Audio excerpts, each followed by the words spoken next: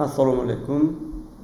Bugun sizlar bilan yana bir praktik mashg'ulotimizni amalga oshiramiz.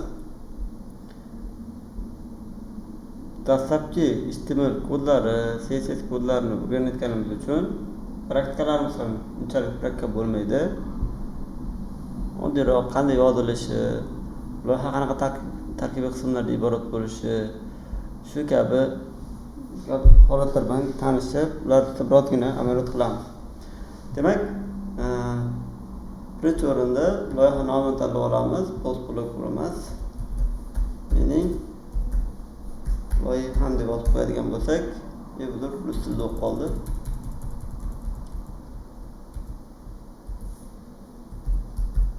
Mening loyiham. Mana tepada title mana bu yerda o'zgartiriladi. Mening loyiham. Endi loyihamizning tarkibiy qismlari bilan tanishib o'tamiz. Odatda loyihalar 3 qismdan iborat bo'ladi. Birinchi qism header qismi, keyin main qismi va oxirida footer qismi. Header qismida nimalar joylashadi? Header qismida asosan loyihaning tarkibiy qismlariga bo'lgan linklar yoki bo'lmasam logotip va shu kabi muhim bo'lgan, ya'ni logotip va loyihaning sahifalariga bo'lgan linklar joylashadi. Main qismda asosiy sayt haqida ma'lumot beruvchi, ya'ni sayt yoki o'sha kompaniya haqida ma'lumot beruvchi asosiy kontentlar shu main qismga joylashadi. Footer qismida nisbatan yana headerda ba'zi holatlarda header deb yozilgan narsalar qaytariladi, ba'zi holatlarda kichik bir informatsiyalar berib o'tiladi. Va loyihada ko'pincha doimiy ravishda header va footer o'zgarmaydi. O'rtadagi kontent, ya'ni main o'zgarib turishi mumkin, lekin header va footer o'zgarmaydi. Keling buni sinab ko'ramiz. Demak, headerni to'ldirishni boshlaymiz. Header orasini ochamiz. Bunga hozircha faqatgina H1 da meni loyiham deb yozib turamiz. Mening loyiham.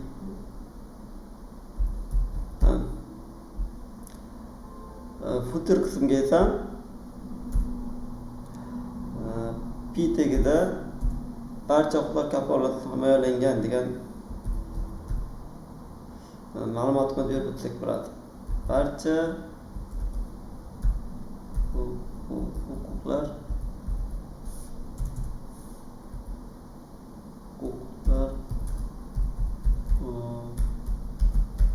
himoyalangan.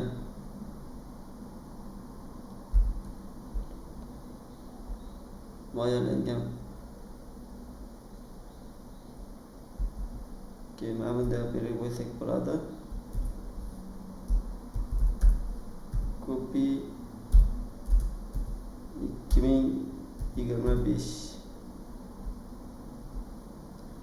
Bizning mana bunday belgimiz, copy belgimiz bizdagi mana bu kopiya belgisini, ya'ni C'ni hosil qilib beryapti.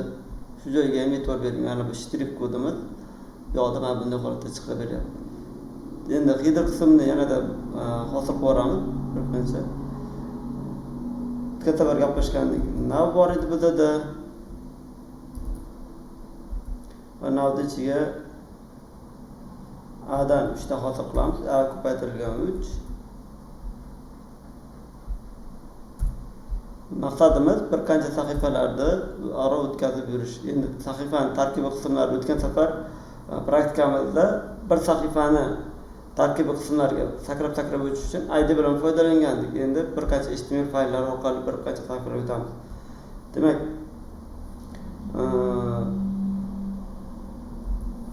bunga mana bunday deylik.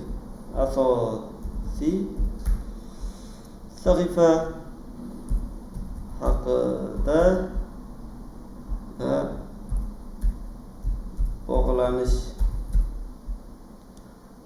bog'lanish deb qo'ydik. Bu yerga bir qancha HTML fayllar ochib olamiz. haqidagi about deyiladi. About HTML.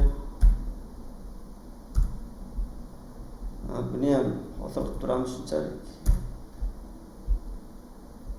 Yana kontakt bog'lanish uchun kontakt HTML hosil qilamiz. Kontakt HTML. Buni ham kodni hosil qilamiz. Endi bu aytgandek sahifaning deyarli barcha qismlarida header va footer takrorlanadi. Ya'ni buni shunday olib kelsak bo'ladi. Har ikki qismga qo'yib chiqamiz. Kontaktga ham. Endi buni o'rtasiga, ya'ni mainga birozgina o'zgartirish kiritamiz. Ko'ryapsiz, deyarli barcha aboutda ham, kontaktda ham bizani headerimiz va footerimiz bir xil bo'lyapti. Faqat hozircha mainlar bo'sh. Demak, birinchisiga mainga orasini ochamizda section degan tegimiz bor. Bu qism degan bildiradi, biror bir qism. Va H2 ga yozib qo'ysak bo'ladi. Asosiy qism deb. P tegimizga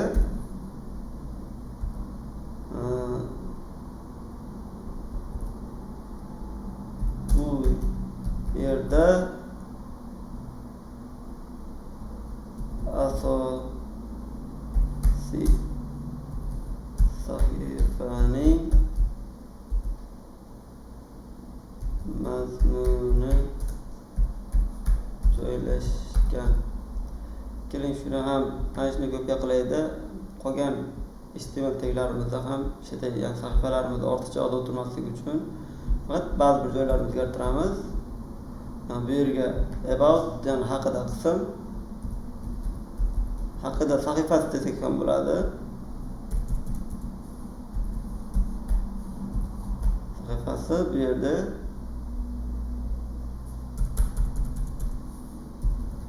haqida deb yozib qo'yamiz. Va kontakt ham shu ishni takrorlaymiz. Bog'lanish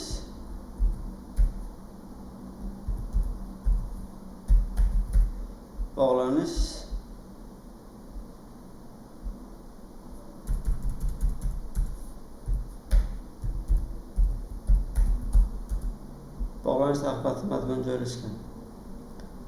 Endi uchta sahifamizga qanday o'tamiz desak, mana bu yerga ana hrefga biz HTML sahifalarini berib qo'yishimiz kerak bo'ladi. Asosiy qismda turar ekanmiz. Bu yerda asosiyga o'tish shart emas indeksga. Shuning uchun buni shunchaki reshetka qilib qo'yib qo'yamiz. Qolganlarini esa about.html. Keyingisiga contact.html. Shu ish qolgan sahifalardan takrorlanadi. Endi faqat qayt sahifada tursak, o'sha sahifaga reshetka qo'yib qo'yishimiz kerak. Chunki boshqa qayt sahifaga o'tish shart emas. Lekin boshqa sahifalarga o'z sahifaning nomini berib qo'yishimiz kerak. Index.html, unga contact.html. Va kontaktda ham shu ish takrorlanadi. Tepada index.html,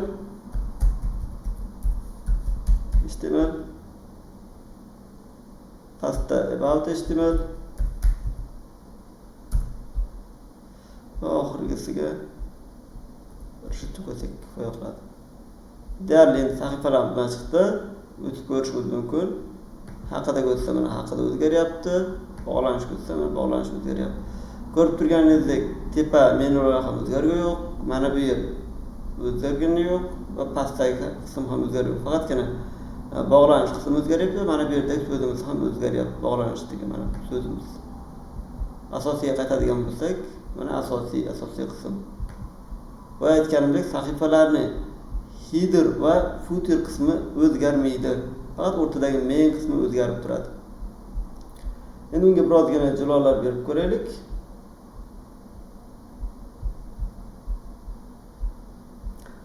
Buncha CSS dan foydalanamiz.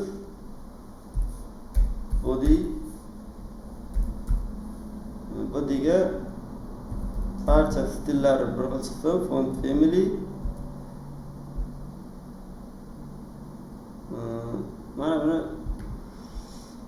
ishlasak bo'ladi. Arial Helvetica transfer background color strip bilan beramiz. F9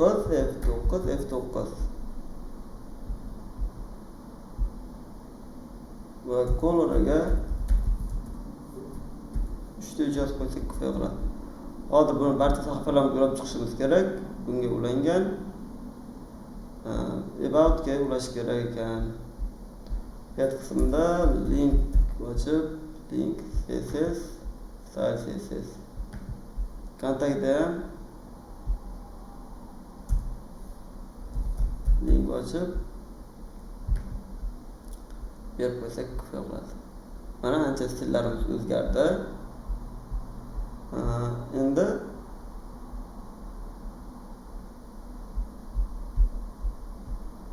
qanday o'zgartirsak bo'lar ekan yana.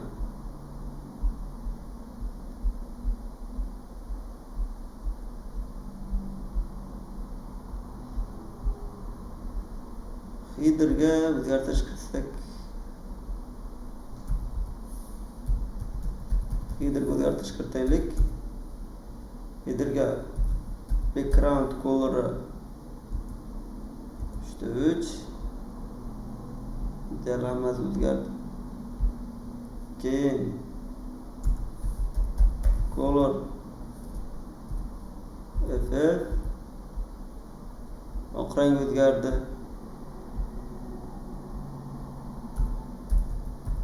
Padding 10 piksel. Padding o'tkazib beradigan ichkaridan joy ochib beradi, kengaytirib beradi. Va textline center bu so'zimizni o'rtaga olib o'tadi. Mana matnimiz o'rtaga olib o'tildi. Xuddi shu stilda footerga ham bersak bo'ladi. Mana pastdan footer deb yozib, mana bular kopiya qilib oladigan bo'lsak yoki bo'lmasa qaytadan yozsak ham bo'ladi. Lekin biz o'zimizni ishimizni takroriy yozayotgan bo'lib qolamiz. Shuning uchun takroriy yozmasligimiz uchun mana bunday qilib qo'yamiz. Headerdan keyin bitta virgul qo'yamizda footerdan ham yozib qo'yamiz. O'shanda ikkita tegimiz bir xil stil oladi mana. Endi a taglarga ham ishlab beraylik. Endi navbatning ichida a tagi bor. E'tibor bering. Mana bu ikkita tegimiz bir xil stil olishi uchun o'rtasiga virgul qo'yapmiz. Bir tegning ichidagi a demoqchi bo'lsak, tegdan keyin bo'sh joy qoldiryapmiz. Color ham FF bo'lsin.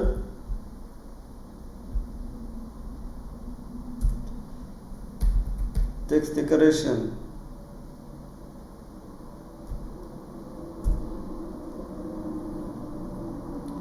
rangi nam bo'lsin, rangi deb bo'lsa text decoration o'xshashimiz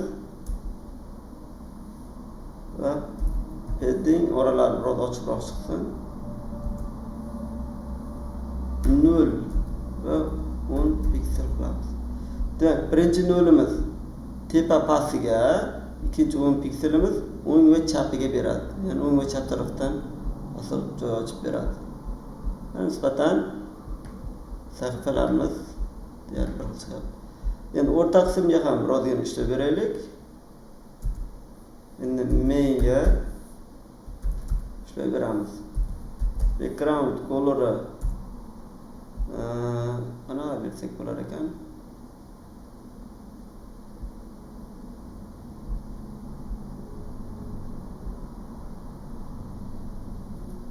Решетка TEB 88 bo'lsa bo'ladi ekan. Bo'ladi. Mana bunday holatda bunga ham padding qilsak bo'ladi. Paddingga 10 piksel barcha tarafdan olsin. Va height degan stilimiz bor. Bu bo'yiga o'stirib beradi va uni ekranda 70 view h. Mana ko'ryapsiz. 70 view h degani view degani v degani view ya'ni ko'rinish, ekranda mana bu ko'rinib turgan joyi. H degani height ya'ni bo'yi. Shunda 70 aytayaptiki, ekranda 70% dan egallasin. Bu qanaqa ekran bo'lishidan qat'iy nazar, ya'ni telefonmi, boshqami farqi yo'q, o'shaning ekranni 70% dan egallab turadi. Bunga ham text align center berib qo'ysak bo'ladi. O'rtaga joylashadi. Color effect bersak bo'ladi.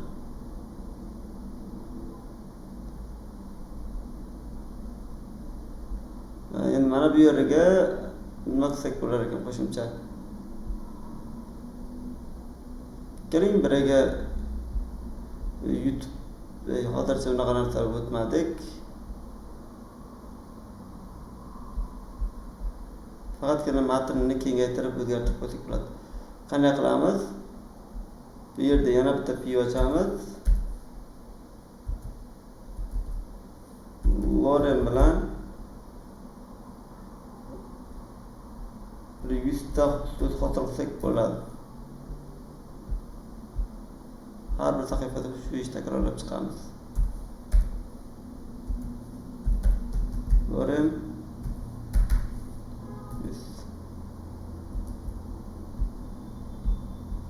contact bitega lorem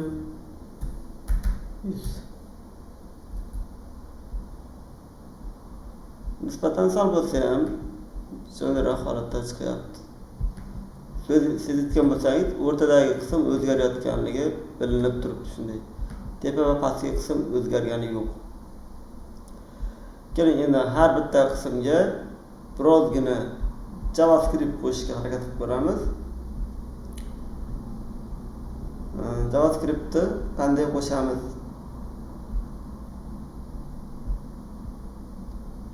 degan savol tug'ilishi mumkin. O'shani o'zi JavaScript vazifasi loyihalarga qo'shimcha effektlar, qo'shimcha xususiyatlar berish kerak bo'ladi. Animatsiyalarni desak bo'ladi. Buning uchun har bitta sahifamizda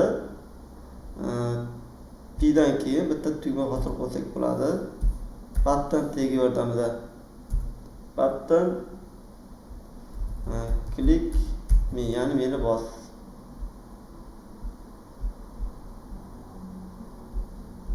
Bu indeksda turibdi. Buni hamma sahifaga qo'yib chiqamiz.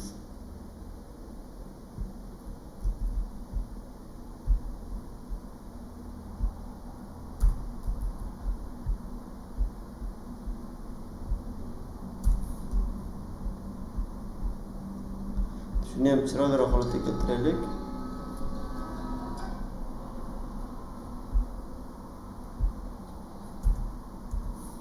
Button tag ochiladi va endi bunga background color green yashil bo'lsin, color o'rtada tekst rangi oq bo'lsa, mana tekst rangi oq. Padding beramiz ichidan. Padding hamma tarafi 10 piksel. Endi border radius bor. Bu mana bu qirralarini birozgina o'tmasroq qilib beradi. Border radius 10 piksel. Mana nisbatan tugmachamiz chiroyliroq bo'ldi. Hamma sahifada shunday. Endi JavaScript bilan tugma bosilganda qanaqadir xabar chiqishini ham ko'rib o'taylik. Buning uchun har bir sahifada footer qismidan keyin maxsus script tag ochiladi va shu yerda yozishimiz kerak bo'ladi. Buning uchun buttonlarimizga ID ham qo'yib chiqishimiz kerak. Ya'ni tanib olish uchun ID my button. Bu ID'ni barcha sahifalarda qo'llaymiz. Aslida bir sahifada bo'ladigan bo'lsa ID nomi MyButton nomidan boshqa foydalanilmaydi, lekin bir qancha har xil sahifa bo'lgani uchun bemalol ID dan foydalansak bo'ladi, xuddi shu ID dan. Chunki alohida sahifalar bo'ladi. Demak, skript ochdik. Endi o'sha DOM element orqali mana bu ID topib olishimiz kerak bo'ladi. Buning uchun bizga document degan kalit so'z kerak bo'ladi. Bu mana shu loyihamizga murojaat qiladi va undan get element by ID, ya'ni elementni ID bilan olgin degan funksiyani ishga tushiramiz. Qaus ochib, bunga ID'miz nomini yozamiz.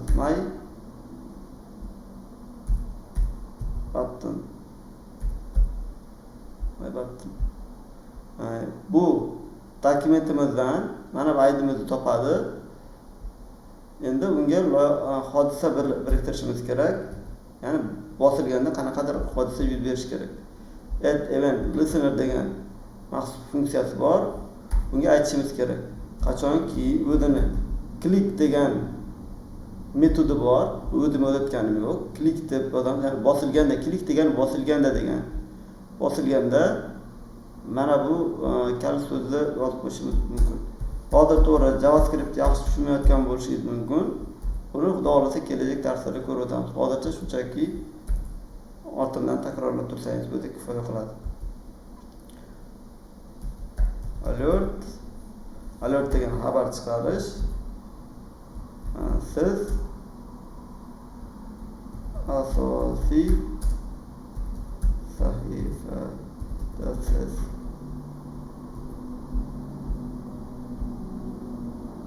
Buni qolgan sahifalarimizga ham o'tamiz.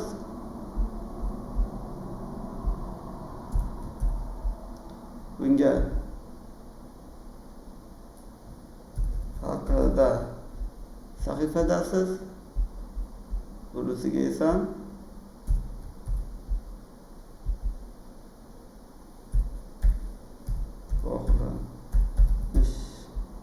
bog'lanish sahifadasiz.